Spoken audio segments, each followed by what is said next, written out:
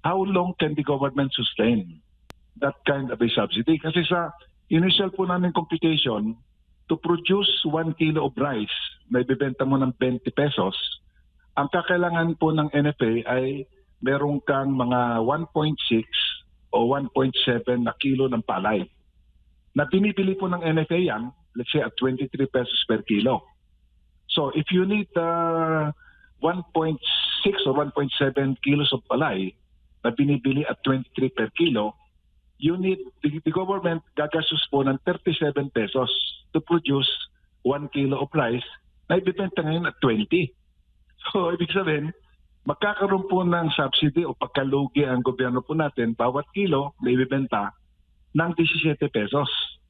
So if you multiply that, hindi natin alam kung ilang mga targeted beneficiaries sa Visayas. I'm just citing a ballpark figure, let's say 1 million po ang qualified.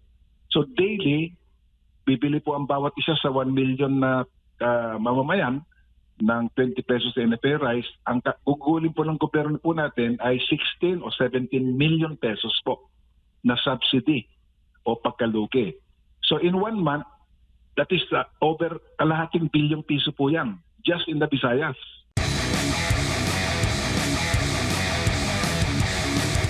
Inanunsyo ni DA Secretary Francisco Chu Laurel yung order nga ni Pangulong Marcos Jr. Kaugnay nga po dito sa pagpapatupad ng 20 pesos per kilo ng bigas. Diyan po magsisimula sa Visayas. Ano ho ba ang inyo pong masasabi dito sa naging hakbang ng Pangulo? Well, timing po yung inyong pagtawag sa akin kasi kasalukuyan po kaming nagdadaos ng aming taunang konbensyon sa Federation of Free Farmers at saka sa Magsasaka Party List. So tinalakay po namin kahapon yung magiging paninindigan po namin. Ang una po namin opinion po dyan ay wini-welcome namin itong announcement na ipatutupad itong 20 pesos per kilo na bigas. Ibibenta po yan ng National Food Authority sa mga identified na mga kababayan po natin na mga ilangan po ng subsidy starting in the Visayas. Okay, so number 1, mabuti po yan kasi makakatulong po sa mahirap natin. But the second question is number 2, how long can the government sustain that kind of a subsidy? Kasi sa initial po namin computation, to produce 1 kilo of rice na ibibenta mo ng 20 pesos, ang kakailangan po ng NFA ay meron kang mga 1.6 o 1.7 na kilo ng palay. Na binibili po ng NFA yan, let's say at 23 pesos per kilo. So if you need 1.6 or 1.7 kilos of palay na binibili at 23 per kilo, you need, the government gagastos po ng 37 pesos to produce 1 kilo of rice na ibibenta ngayon at 20. So ibig sabihin, magkakaroon po ng subsidy o pagkalugi ang gobyerno po natin bawat kilo na ibibenta ng 17 pesos. So if you multiply that, hindi natin alam kung ilang mga targeted beneficiaries sa Visayas. I'm just citing a ballpark figure, let's say 1 million po ang qualified. So daily, bibili po ang bawat isa sa 1 million na mamamayan ng 20 pesos na NFA rice. Ang gugulin po ng gobyerno po natin ay 16 o 17 million pesos po na subsidy o pagkalugi. So in 1 month, that is over kalahating bilyong piso po yan, just in the Visayas. O in 1 year, naku po, that will be siguro 6 billion pesos maybe in 1 year, just in the Visayas. Gusto yata ni Presidente, the whole country yan. So magkano kakailanganin ng NFA? Tens of billions of pesos in order to sustain that 20 pesos rice. So I think the other aspect nito na hindi pa masyado malinaw, na-consider na rin po ba ng NFA at saka ng DA yung potential po na impact nito sa presyo po ng palay at which binibili po ang karamihan ng ating private sector. Kasi ang 20 pesos po na bigas, ang katumbas po niyan na presyo ng palay ay 10 piso bawat kilo. Mabigat po yung sa farmer kasi ang production cost po niya is 15 pesos per kilo. So if he will sell his palay na cheese na lang, lugi po siya. 5 piso bawat kilo po ng ng palay. So baka down the road, marami pong farmers natin ayaw na magtanim ng palay kasi magiging palugi po sila. So I hope those three aspects pinag-aralan po mabuti para magkaroon tayo ng mas sustained na program po na affordable rice para po sa ating mga kababayan. Opo. At marami ding nagtatanong, Sir Leonardo, kung bakit sa Visayas, hindi ba sa Mindanao nagsimula o dito po sa Luzon nagsimula yung pilot implementation nga po nitong 20 pesos per kilo na bigas? Mahirap mag-speculate dyan na Jade at Admar. Yung malilikot dyan, sabihin nila baka kanyan politically influenced decision na yan. But I rather think na they have to start somewhere. At saka I think matindi rin po yung pangailangan po ng NFA na mabawasan po yung kanilang buffer stock sa mga bodega. Punong-puno po rin kasi yung bodega nila. So habang hindi po sila makapagpalabas ng bigas, intact ko, konti nga sa mga LGUs ang namimili ng murang palay bigas ng NFA under the food security emergency declaration noong March. So puno pa rin ang mga bodega ng NFA.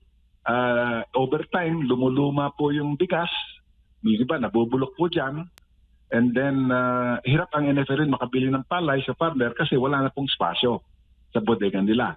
So that could be a major, if not the major reason mismo sinabi ni Secretary Lon na nabasa ko, inaamin niya, malaking problema nila yung congestion po ng mga bodega ng NFA. So mahirap silang mamili ng palay sa farmer natin at over time, nagiging mas lumuluma po yung mga bigas at nag-deteriorate at baka po lalong malugi pong gobyerno natin. Opo. So malinaw, Sir Montemayor, na lahat po ng bigas na ibebenta sa 20 pesos per kilo ay NFA rice at wala pong imported rice po doon? Yes, kasi ang stocks naman kasi ng NFA by law, galing lang talaga sa domestic po natin sa domestic production. Wala po sa ating mga magsasaka mismo. Opo. Yung tanong na lang ngayon kung hanggang kailan masusustain yung pagbebenta ng 20 pesos per kilo. Nasa magkano, ilang ano ho ba yung supply natin ngayon ng baga, sinasabi po ninyo, sobra pong NFA rice kaya natin binibenta ng 20 pesos per kilo? Opo, kasi ang titingnan dapat natin yung laman ng mga bodega ng NFA. Remember, sa umpisa po ng food security emergency period, ay sinasabi ng NFA noon up to I think 600 o 700,000 bags ang gusto nilang ipalabas, i-offer po sa mga LGU at 33 pesos per kilo. Na ang kondisyon, ibebenta naman ng LGUs ang nilang mga constituents, I think not higher than 37 per kilo. So, unfortunately, napaka-tumal po, napaka-hina po ang response ng LGUs. I think of the 600 or 700,000 bags na available sa NFA under the program, nabili lang yata 20,000 So the problem of congestion remains until now. At since hirap na hirap ang NFA makabili sa farmer sa mas magandang presyo, isa po yan sa dahilan kung bakit bumagsak yung presyo ng palay ito pong ongoing na harvest period. Opo. Pero ang VP Sara Duterte, Sir Leonardo, hindi po bilib dito po sa ipinatupad na 20 pesos per kilo po ng administrasyon. Sabi po ng VP Sara, meron po siyang pagdududa na yung pagbebenta nga nitong 20 pesos per kilo ay hindi pantao, panghayop daw, hindi mga hayop ang mga Pilipino. Yan po ang sinasabi ni VP Sara Duterte. I think naman, opo. I think the Vice President also, binabanggit rin po niya, isa pong concern na dapat din asikasuhin ng mabuti, lalo na po ng NFA at ng DA. Ito po yung quality ng bigas na ibebenta po ng NFA at 20 pesos. Kasi in the past nga, may mga pagkakataon sa nakaraan, yun daw mga portions po ng NFA rice, hindi po maganda yung quality. Diba? Yung kulay, tapos eating quality, matigas. So I hope they will address that. Kasi otherwise, imbis na makatulong sa tao, baka lalong magalit pa. Opo, meron ding mga, batay na rin sa mga opinion, no? At mga komento ng mga kababayan dito sa social media na itong may mga halong na smuggled rice ho ba na ibebenta 20 pesos per kilo?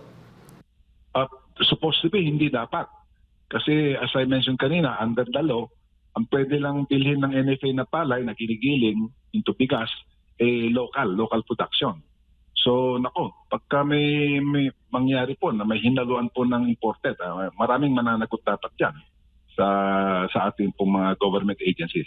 Po, hindi natin masisisi ang ating mga kababayan, Sir Leonardo, kung bakit mag-iisip sila na ngayon lang, bakit yung timing ng pagpapatupad ng administrasyon o ng Marcos administration ng 20 pesos per kilo is after nung latest survey ng Trust at Approval Rating ng Pangulong Bongbong Marcos na bumagsak. Ano ho bang masasabi po ninyo doon? I think yung concern o yung mga tanong tungkol sa timing nito pong pag-announce ng 20 pesos program starting the Visayas, valid po. It's a valid issue. Kasi dapat, kung tutuusin, dapat last year pa. Bago naumpisan itong main harvest po natin. Dapat nagpalabas na po ng mga bigas ang NFA sa mga bodega nila.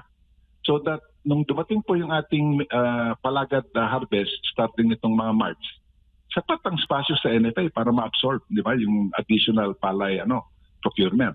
Hindi po nagawa mabuti ng NFA yan eh.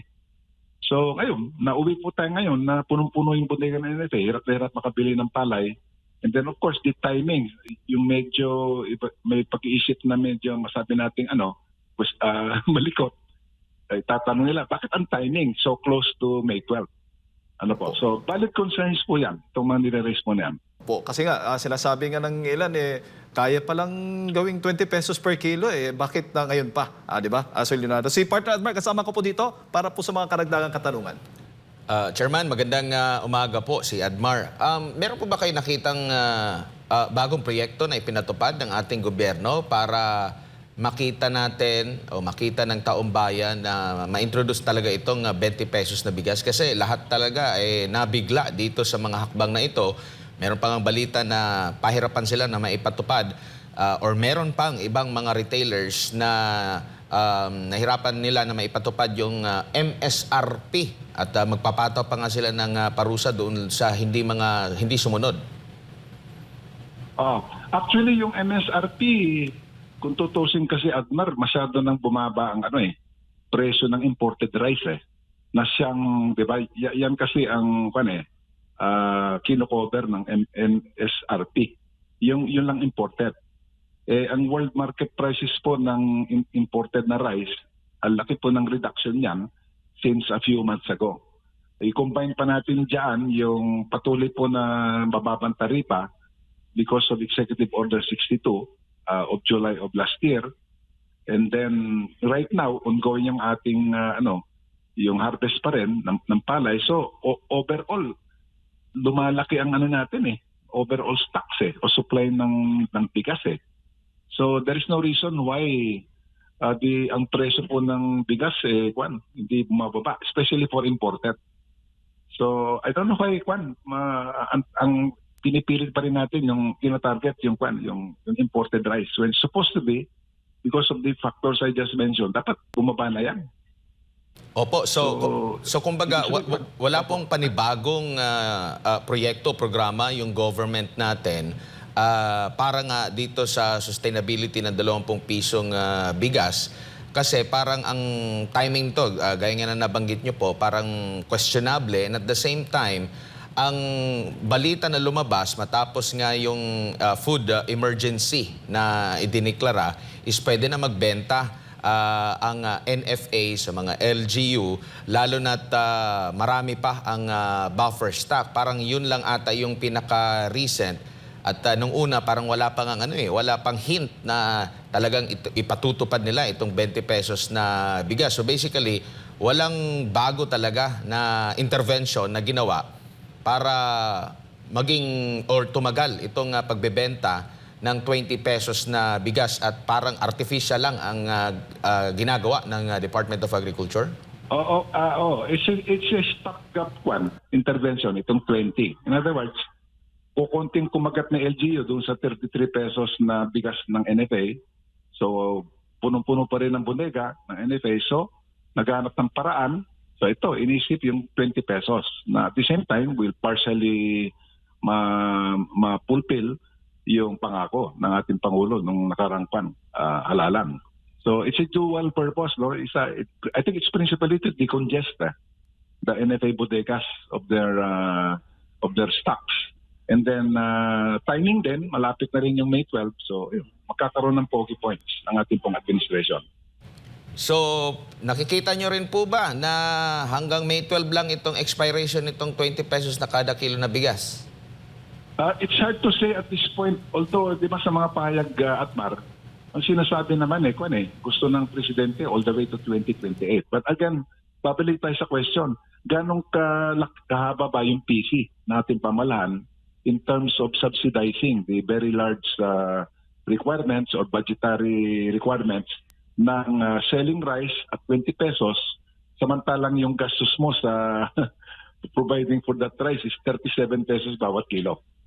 Opo. Naalala ko po, dati, di po ba doon sa pagdinig involve ang NFA sa Senado, di po ba parang, yun nga, mababawasan yung pagbibigay ng pondo para sa NFA kasi dapat yung NFA ay magiging kaya na nila na mag-generate ng pondo na pwede na pang-operate sa kanila kasi nga nagbibenta. So considering po kung ito yung magiging gagawin at nabanggit nyo nga po kung kada taon o kung i-implement man nila hanggang 2028 ay bilyong-bilyong pisong halagang mawawala po sa gobyerno.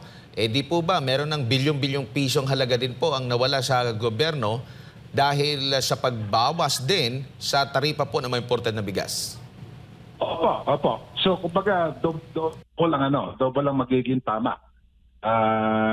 In fact, because of EO62 Atmar, sa computation po namin since July ng nakarang taon hanggang sa kasalukuyan, ang bawas po sa collection ng Bureau of Customs nitong imported rice, siguro by now, mga close to 16 billion, 16 na bilyones na piso dahil dati kasi ang taripa 35%, naging 15 na lang. So talagang liliit yung koleksyon ng BOC na ito po sanang 16 na bilyones mapupunta po sana sa tulong sa ating partner, pamamahagi po ng libreng makinarya, subsidized na binhi, pataba, pautang at iba pa.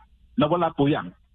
And then now, under this 20 pesos per kilo rice subsidized program sa ating mga kababayan, bilyones din po ang dapat maitabi ng pamahalaan natin para diyan. So, ang isang question din siguro ay hindi kaya mas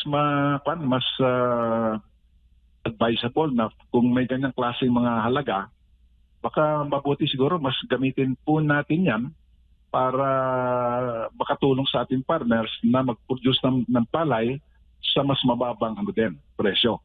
And that way, masustain po natin itong programa all the way until 2028 or even beyond that. Opo. Sa inyo pong pagkakaalam, considering kayo po eksperto pagdating dyan po sa agrikultura po, kasi ang alala po ng pangalawang Pangulo, baka hindi na makain yan ng tao, baka hindi magandang klase yan. Alam natin, ang mga bigas ng NFA mula nang nabawasan yung kanilang kapangyarihan, ito na galing sa local production po natin. Gaano ba, meron po pang parang sa lifespan ng palay o bigas na, nagbabago ba ang lasa nito? Lalo na kung ito'y matagal na stock sa mga warehouse kasi ang duda natin ito yung mga mga buffer stock matagal nang naka-imbak sa mga iba't ibang mga warehouses sa ating bansa po ng NFA, Kalinardo. Syempre ang bigas gaya ng mga pagkain may shelf, ika nga nila shelf life. Habang tumatagal, lumuluma po yan. So pati yung eating quality apektado. Depende rin po siguro sa storage conditions kung saan naka-imbak yung mga palay at saka mga bigas na yan sa NFA. So napakalaga dito talaga based at tama rin po yung concern ni ating VP Sara na dapat maging maingat ang ating NFA sa mga stocks po na ilalabas nila para makarating po yan sa ating mga mahirap na kababayan. Hindi pwede yung porke mahirap na kababayan natin ang siyang bibili ng bigas at 20, okay na lang yan kahit na hindi masyadong maganda. Hindi pwedeng ganun po. Dapat kung ano yung pinakamagandang bigas, yun dapat ang ibenta po ng ating gobyerno sa ating mga kababayan. Pero sa pagkakaalam po ninyo, doon po sa idiniklara na food emergency ng gobyerno ng Department of Agriculture, di ba may nakaset lang doon na halaga, tamang halaga or dapat na halaga ng pagbibenta ng bigas tapos biglang baba dito sa 20 pesos sa kalinato? That's why I said kanina, Admar, ang medyo kutob ko, medyo yung desperado rin ang DA NFA na mabawasan talaga yung kanilang yung buffer stocks. Kasi habang tumatagal nga, lumuluma yan eh. And then, pagkapuno yung bodega mo, hindi ka makakabili ng bagong palay na siya namang gusto ng ating mga partner para naman medyo makabawi sa kanilang gastos. Opo. And nakikita nyo po rin ba na magiging make or break ito sa gobyerno? Kasi kung ito'y muling pambubudol na naman, baka mas lalong imbis na matuwa ang taong bayan, baka mas lalong magalit tuloy ito sa kanila kung parang ginagawang katatawanan lang ang mga pangyayari po. Tama. Hindi pwedeng yung parang pansamantalang programa lang ito. Dapat review natin mabuti, number one, yung siguro yung stock management system ng NFA. Dapat pagdating po ng pag malapit na yung anihan, dapat naka-unload na tanggal na po yung mga old stocks ng NFA na ibenta na. So isa po yun. At saka ikalawa, kailangan natin ng more sustainable programs to bring down really the price of rice. And that will mean, lalo na sa domestic side natin, tulungan natin ang partner, maging mas efficiente siya, maging mas produktibo sa kanyang pagtatanim ng palay at pagkakaroon ng bigas para kaya po nating iparating sa ating mamamayan sa mas mababang presyo. Yun po talaga, in order to have a sustainable or long-term, more affordable rice prices po sa ating mga kababayan. Alright, Chairman, maraming salamat po sa inyo po oras at sa pagbibigay po ninyo ng impormasyon ngayong umaga. Sa ulitin po, mabuhay po kayo. Opo, walang anuman po. Thank you very much also. Ayan po mga kababayan, si Ginoong Leonardo Montemayor, ang chairperson po ng Federation of Free Farmers.